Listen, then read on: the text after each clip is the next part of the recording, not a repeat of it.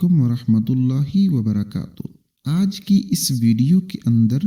ہم سوتے وقت کی 3 دعائیں سیکھیں گے، اور اس میں جو تیسرے نمبر والی دعا ہے جس کو خود رسول اللہ صلی اللہ علیہ وسلم اپنے بستر پر تشریف لاتے تھے تو یہ دعا پڑھتے تھے، اور حضور اکرم صلی اللہ علیہ وسلم نے فرمایا ایک صحابی سے کہ اگر آپ اس دعا کو پڑھ کر سو جاؤ پھر اس رات میں مر جاؤ تو دین فطرت اسلام پر موت آئے گی، اور اگر صبح کو زندہ اٹھو گے تو تمہیں بڑی خیر ملے گی۔ نمبر 1، اللہم بسمک اموت و احیا، اے اللہ میں تیرے نام پر مرتا ہوں اور تیرے نام پر جی اٹھوں گا۔ نمبر 2، اللہم قینی عذابک یوم تبعث عبادک، اے اللہ تو مجھے اپنے عذاب سے بچا جس دن تو اپنے بندوں کو زندہ کر کے اٹھائے گا۔ نمبر 3، اللہم اسلمت نفسی الیک ووجہت وجہی الیک وفوضت امری الیک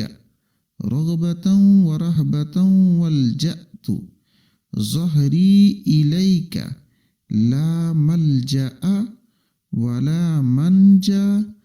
الا الیک آمنت بکتابک الذی انزلت ونبیک الذی ارسلت، اے اللہ میں نے اپنی جان تیرے سپرد کی اور تیری طرف اپنا رخ کیا اور اپنا معاملہ تیرے سپرد کیا، تیری رحمت کی رغبت اور تیرے عذاب کے خوف کی وجہ سے، اور میں نے تجھے اپنا پشت پناہ بنا لیا، تیرے علاوہ کوئی پناہ کی جگہ اور جائے نجات نہیں ہے۔ میں تیری کتاب پر ایمان لایا جو تو نے نازل فرمائی ہے،